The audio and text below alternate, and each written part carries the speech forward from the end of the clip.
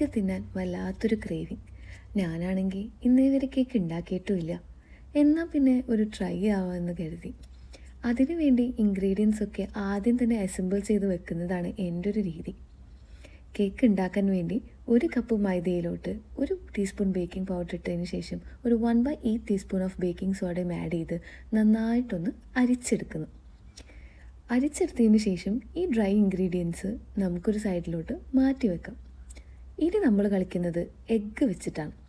ഇതിനു വേണ്ടി നമ്മൾ എടുക്കുന്നത് 3 എഗ്സാണ്. ഈ എഗ്സിൻ്റെ വൈറ്റും യോക്കും തിരിച്ച് വെക്കുക എന്നുള്ളതൊരു മെയിൻ ടാസ്ക്കാണ്.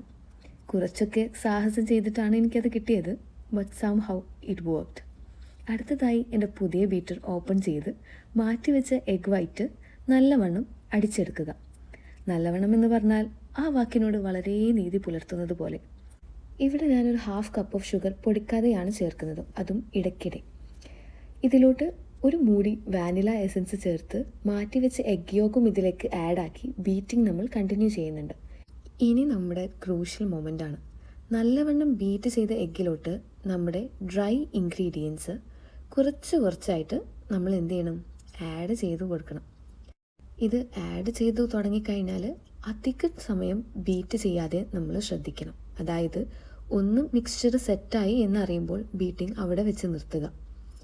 ഇനി നമ്മൾ ഈ മിക്സ്ചർ ഒഴിക്കാനുള്ള മോൾഡ് സെറ്റാക്കി എടുക്കലാണ് അടുത്ത ടാസ്ക്. ഇതിനു വേണ്ടി മോൾഡിലോട്ട് ബട്ടർ നന്നായി തേക്കുക. ബട്ടർ തേച്ചതിന് ശേഷം ബട്ടർ പേപ്പർ വെക്കാനും മറക്കരുത്. അതിലും കുറച്ച് ബട്ടർ ആഡ് ചെയ്തിട്ടാണ് ഞാൻ വെച്ചിട്ടുള്ളത്. ഈ ബട്ടറി ബാക്ക്ഗ്രൗണ്ടിലോട്ട് നമ്മുടെ കേക്ക് മിക്സ്ചർ ഇൻട്രൊഡ്യൂസ് ചെയ്യുക. ഓവൻ പ്രീ ഹീറ്റ് ചെയ്ത് എടുക്കുന്നുണ്ട്. ഒരു 10 മിനിറ്റ്സ് ആണ് പ്രീ ഹീറ്റ് ചെയ്യുന്നത്. അതിനുശേഷം കേക്ക് മിക്സ്ചർ അങ്ങോട്ട് തള്ളി വെക്കുക. വെച്ചതിന് ശേഷമല്ലേ നോക്കുന്നത്, ഇത്രയും പാത്രങ്ങൾ കഴുകാനുണ്ട്. അപ്പോഴേക്കും നമ്മുടെ കേക്ക് റെഡിയായി. അപ്പോഴേക്കും അല്ല, ഒരു 1 അവറിന് ശേഷം നോക്കുമ്പം കേക്കിൻ്റെ മണം വന്നു തുടങ്ങി. അപ്പോൾ ഞാൻ പതുക്കെ എടുത്ത് ഒന്ന് നോക്കുമ്പോഴേക്കും കുറച്ചൊക്കെ സെറ്റായിട്ടുണ്ട്. വെന്തിട്ടുണ്ടോ എന്ന് നോക്കാൻ ഒരു ടൂത്ത് പിക്ക് എടുത്ത് ഒന്ന് ഉള്ളിലോട്ട് കുത്തി പുറത്തേക്ക് എടുക്കുമ്പം അതിലൊട്ടി പിടിച്ചിട്ടില്ല എന്നുണ്ടെങ്കിൽ നമ്മുടെ കേക്ക് വെൽ കുക്ക്ഡ് ആണെന്നാണ് അർത്ഥം. അപ്പം എൻ്റെ കേക്കും വെൽ കുക്ക്ഡായി. ഇനി നമ്മുടെ കേക്കിനെ മോൾഡിൽ നിന്നും പുറത്തേക്കെടുത്ത് പ്രത്യേകം ശ്രദ്ധിക്കുക, ചൂട് ആറിയതിന് ശേഷം മാത്രമേ പുറത്തേക്കെടുത്ത് നമ്മൾ കട്ട് ചെയ്യാൻ പാടുള്ളൂ. അതല്ലാന്നുണ്ടെങ്കിൽ പൊടിഞ്ഞു പോകും. സോ ഞാൻ കട്ട് ചെയ്തെടുക്കുമ്പോഴാണ് നമുക്ക് സോഫ്റ്റ്നെസ് എത്രത്തോളം ഉണ്ടെന്ന് അറിയുന്നത്. സോ എൻ്റെ കേക്ക് സോഫ്റ്റാണ്.